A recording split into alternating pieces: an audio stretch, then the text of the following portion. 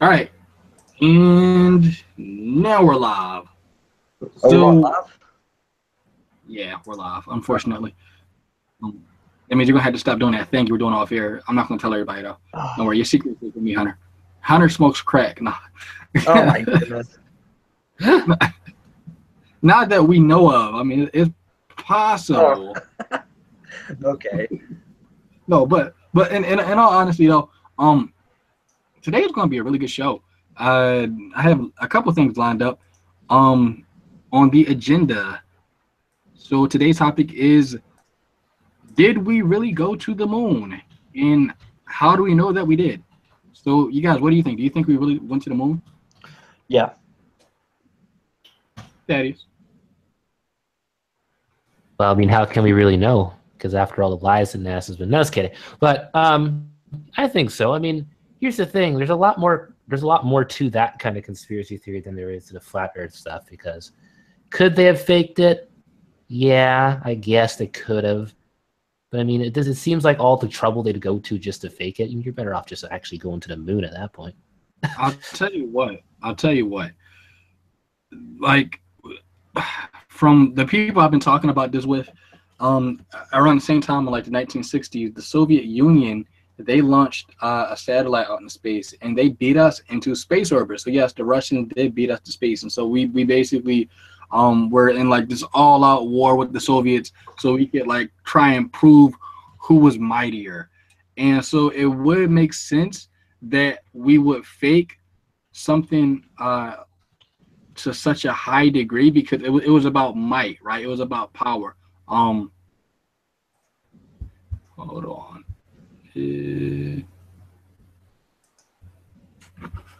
Hold on.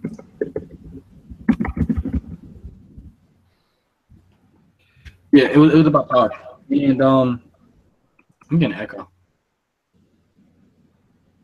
Or was somebody moving something? That was me, sorry. Yeah, I think somebody, yeah. So it was about might, it was about power. And yeah, basically it was a thing where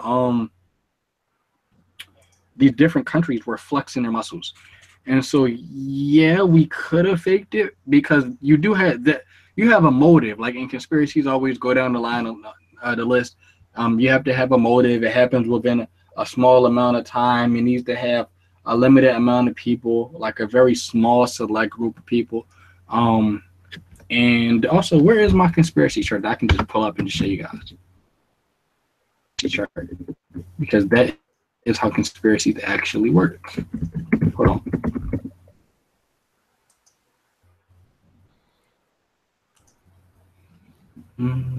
Here we go. Oh, here we go. So, my chart is loading. Hold on, guys.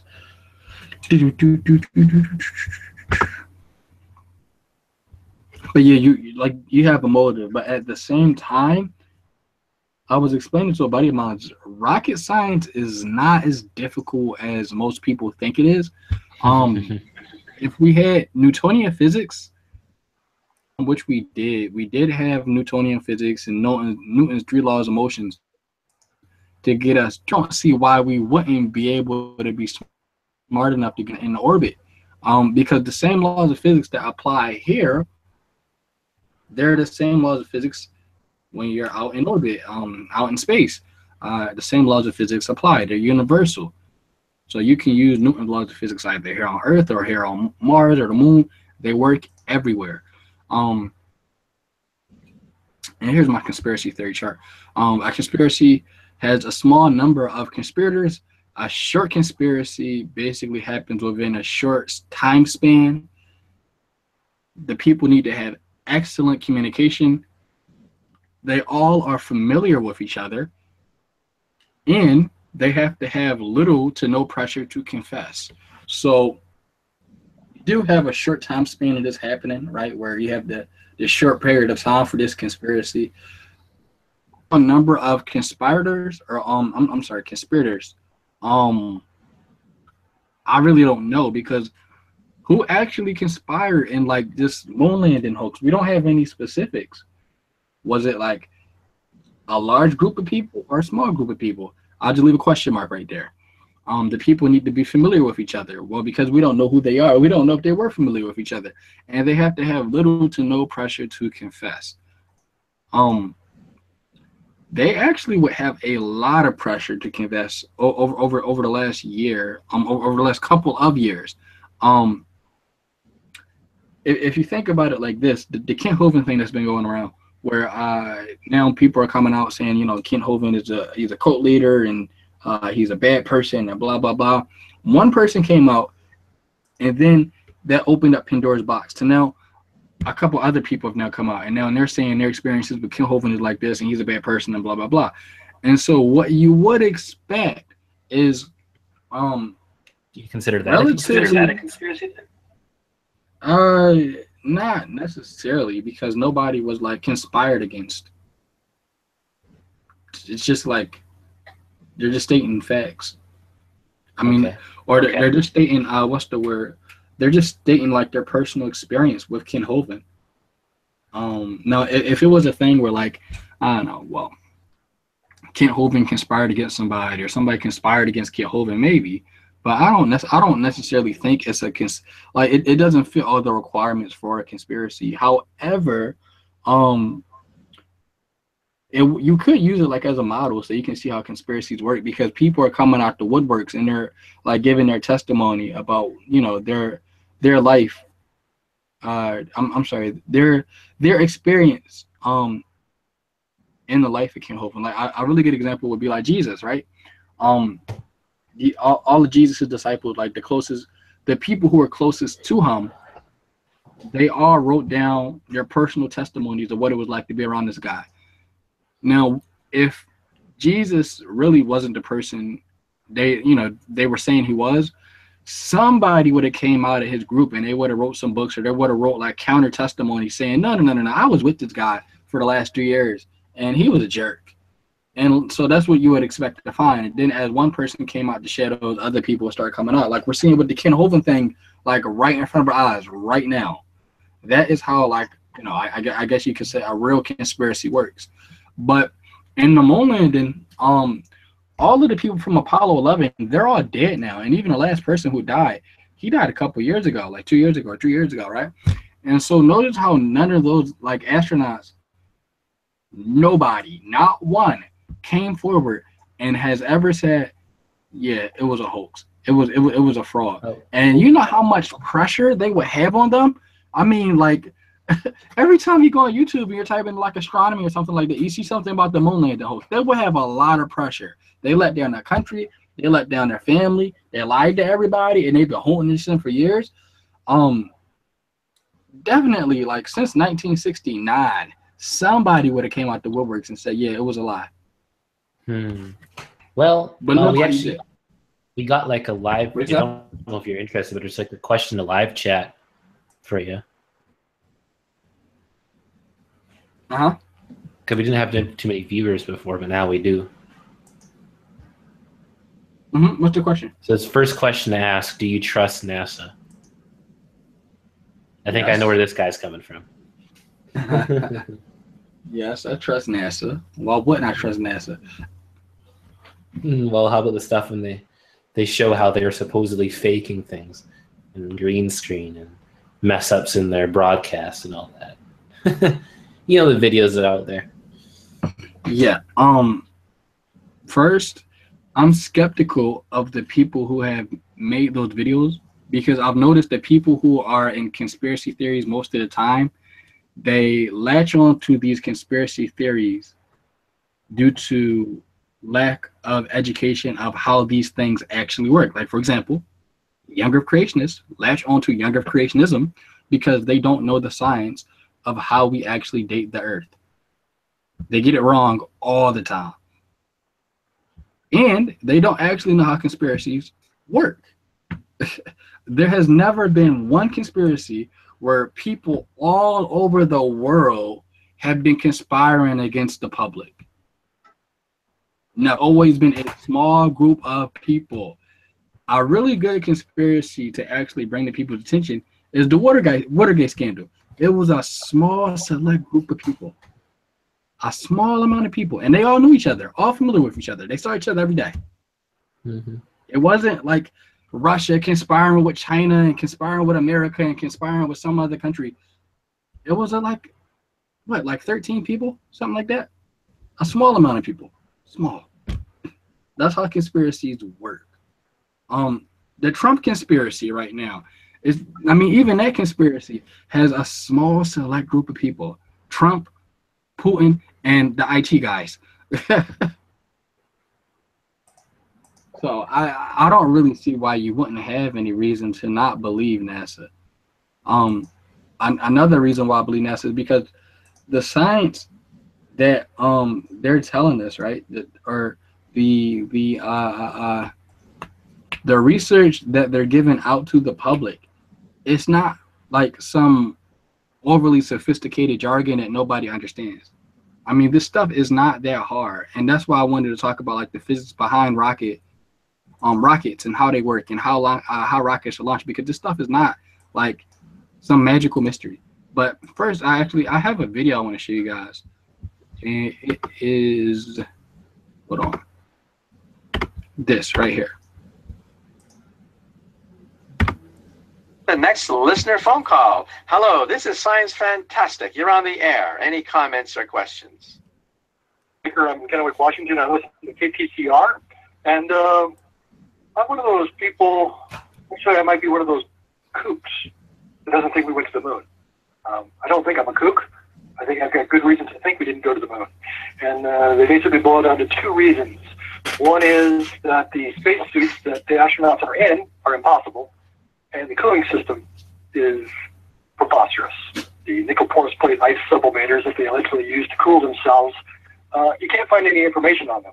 We've been allegedly using them for 50 years. There's nothing in a textbook about them. There's hardly anything on the internet about them, and you've never seen a demonstration of one in operation, which could easily happen in a high vacuum chamber that NASA allegedly has. The suits are impossible because those kinds of suits with the flexible membrane would be impossible to operate in a high vacuum, and that could be proven very easily on Earth also with the use of high vacuum chamber, which still isn't used either. So I think the moon landings are fake. I think the Gemini spacewalks are fake. I think the International Space Station is fake, and I think the alleged spacewalks at the Hubble Space Telescope are fake. Which I'd like to hear your thoughts on that. Okay, well, you ask a mouthful, so let's try to break it down one by one. First of all, there is that famous videotape that says that, the moon program was a fake from start to finish, and they list many examples. The main examples are not actually the ones you mentioned, but let me tackle all of them. The first main criticism about our going to the moon is the flag. The moon has no air. There's no wind on the moon. We learned that in elementary school. But there are our astronauts saluting a waving flag. You've all seen that picture. It's on many a website. Our astronauts saluting a fluttering American flag. Say the critics, obviously a fake, because flags do not flutter on the moon because there's no wind on the moon. Another thing they say is, look at the shadows. If you look at the shadows, you see not one, but two. And the shadows seem to be at different angles.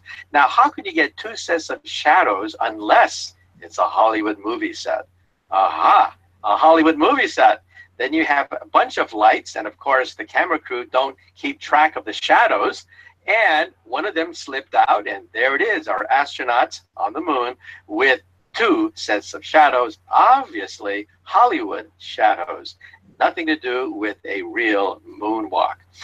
And you mentioned several others, but let's take them one at a time. First of all, the flag that flutters on the moon is not really a flag at all. It's made out of tinfoil, for God's sake. Look at the video. In one video, you actually see the astronauts putting the flag on the moon, and you clearly see that it's made out of tinfoil. It's solid. It's not a flag at all made out of cloth. So, of course, it doesn't flutter. It's actually bent out of shape precisely to give the illusion that it's fluttering. But, of course, wind does not blow on the moon. Also, if you think about it, if you have a starry night with the moon, of course, there are two sets of shadows you can see because the moon also casts a shadow. Well, Earthshine is much brighter than moonshine. And as a consequence, of course, you're going to get multiple shadows on the moon because you have sunshine and you have earth shine, which is, as I mentioned, much greater than moonshine. And then you mentioned suits and cooling systems. And hey, let's back up a bit. First of all, on Earth, we have many vacuum systems by which we can test our spacesuits. In fact, I took a film crew from the Science Channel. We flew out to Ohio, where we have one of the world's largest vacuum chambers. We test entire booster rockets, not just little spacesuits. We test entire booster rockets on this gigantic area, much bigger than a football field, which has a vacuum. You can pump all the air out. And yes, you can test spacesuits. Yes, you can test booster rockets, for God's sake. Forget spacesuits. So we know that these systems can operate in the vacuum of space, not to mention the fact that the Chinese have sent astronauts to space. We're not the only ones who can do this. The Russians have done it, of course. We've done it. The Chinese have done it. Pretty soon, the Japanese and the Indians are going to be doing it. They don't see any problem at all. Plus, you say that we don't have a space station out there, but hey, you can actually see it. You don't have to believe it. You can get the coordinates and actually look at it with binoculars as it sails overhead. With radar, with sightings, we know that these things actually are up there in outer space. Now, also, some people think that we never brought moon rock back from the moon. Well, I had a chance to actually look at moon rock close up with a microscope. I was getting my PhD at the University of California at Berkeley, which got some of the moon rocks from NASA. And personally, I had a chance to look at them under a microscope, and I was shocked. Of ordinary rock, you had mini craters, micro craters, craters inside craters, inside craters, inside craters. The only way you could have that is with the vacuum of outer space. So in other words, we really do know that moon rock taken by the astronauts is real moon rock, because these are ancient meteorite impacts all the way down to the size of a cell.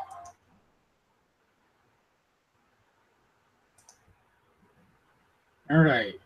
So there you go. There you go. We actually did go to the moon, and had some people come in, and then they like came out. But yeah, like I mean, like that's a smoking gun right there.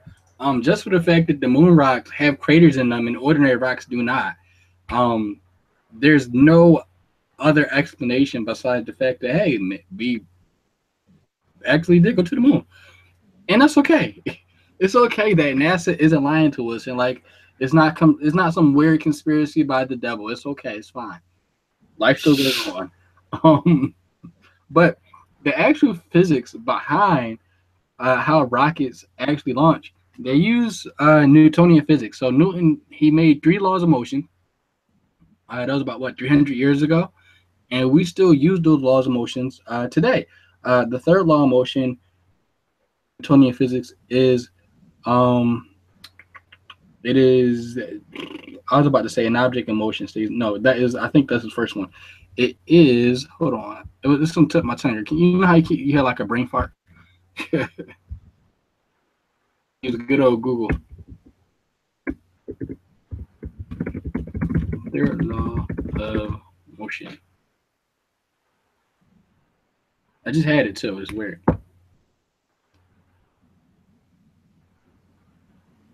Here you go. For every action, there is an equal and opposite reaction. That's the third law of motion. And when you make a rocket, when you see spaceship, when you saw the Falcon 9 launch the other day, that is one of the laws of motion that we use when we are actually launching a rocket ship. So what happened? Actually, the best example is when you walk. When you walk, you are using physics. More or less, we can use the same physics and apply it to astrophysics, physics in space. It's the same physics. When you walk, you are pushing off on your back leg, right? And there is a reaction.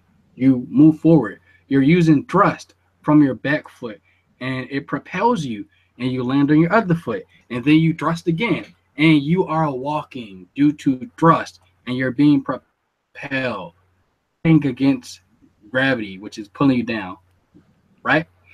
And so when it comes to jet fuel, or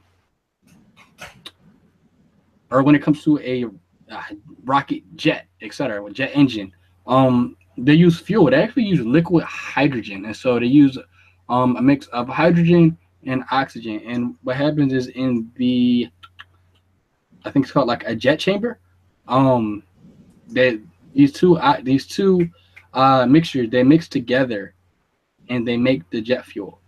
And then the jet fuel comes out from the nozzle. So it starts from the jet chamber, then you have the little middle section, and then you have the nozzle. So what you see when you go to the to a rocket launch is you see the flames, you see the combustion coming out of the nozzle, right, with the smoke and the flames and stuff like that.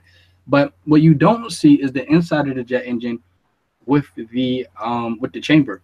And so this chamber is basically made in such a way that the oxygen and I think it's the hydrogen, they mix together and they combust.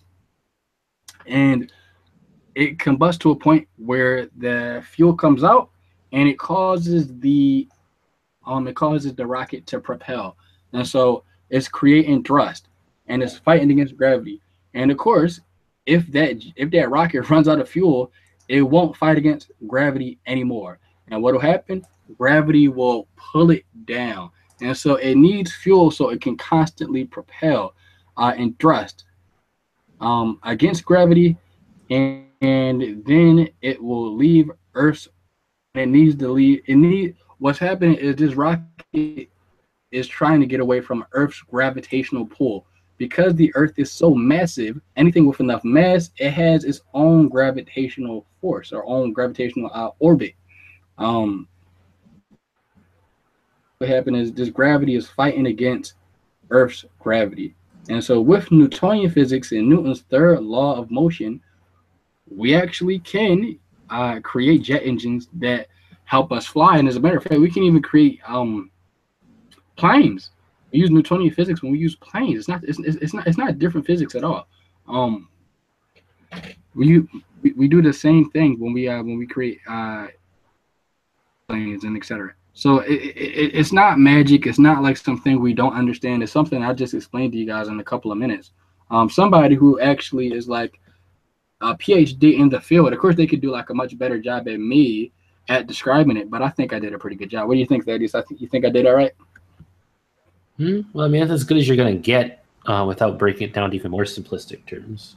Yeah, pretty much. After all, I mean, the people that you're trying to reach here, the conspiracy theorists, it's like, at the end of the day, I just find it's interesting to debunk them just for entertainment. To actually convince half these people of what they think is wrong is usually futile.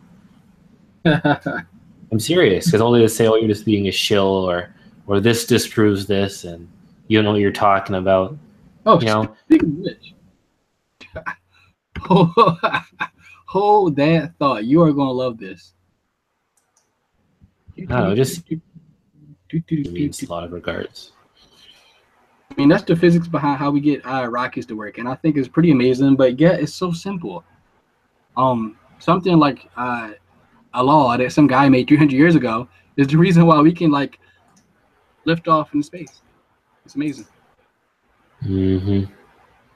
Yeah, but some of these people, it's like, I don't debunk them or whatever, or try want to do like that, kind of go against the flat earthers, try to convince them. For me, it gets the end point where it's just for entertainment, because you're not going to really convince half of them. A lot of them don't want to hear it. A lot of them think like they've been lied to about their whole life, so why do they want to hear somebody? Happen to be younger creationists, so exactly. that tells you a lot. Yeah, I know. I'm not saying everybody's like that, but a lot of them are. Like, if you have enough patience to actually really try to convince somebody, like, go ahead. But someone like me, I don't think I could do it. The person themselves actually has to be willing to have their mind open. Someone like you, I think you have a more open mind when it comes to that kind of stuff. Well, you're going to love this video, because a lot of people who don't have open minds are going to hate this video. So watch this. Okay.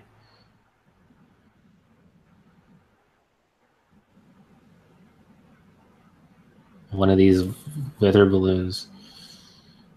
These are cool. Okay.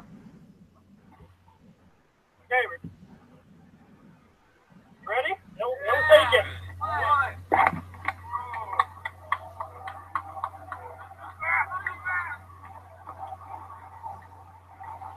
Oh yeah.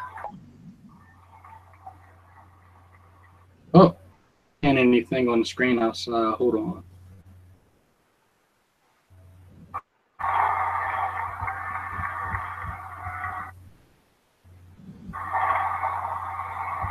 Hold on.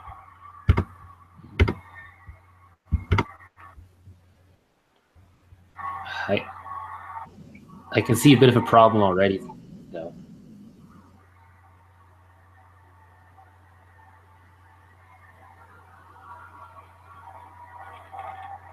You want me to tell you what it is? What's that? Fisheye lens. Huh? It said fisheye lens. The lens on the camera? Yeah, because if you have a fisheye lens, it's going to create like this round sort of effect. So therefore, when you're high up or whatever, even if you're high as this or whatever, it makes the area around you look rounder than it actually is. If the camera is attached to one of these balloons or whatever, it has a fisheye lens on it. Oh gosh, rounder than it actually is, but it's still round. You can't. Hold on.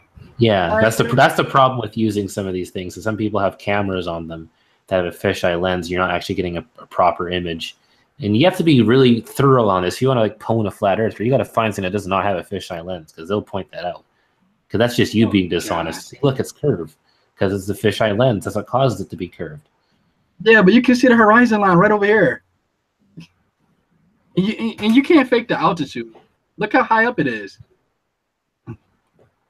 So, like, what do they think? They think, like, first of all, if the Earth really were flat, there would be no horizon line. We would be able to see all of this, but we don't. No, it's because they have their laws of perspective, how far your eyes can see. There's an equation they have. Oh, gosh. So now they're doing pseudo math. Well, I mean, this has been around for a while, even as far as like when Jeranism started doing his thing. He's had this equation for a while. And it's flatter. I would love to absolutely see it because even when a sniper, right? Even when a sniper is about to take a shot, they have to take into account the curvature of the Earth. I don't know if people know that or not, but that's like I don't even know what to think about that because I've been told that that's true. That's not true. Same thing with the Coriolis. Because there's a lot of myths that are surrounding that, apparently. One thing, so you ever heard of a focal pendulum? Nope. Focal pendulum is a pendulum that, as a matter of fact, let me type it in.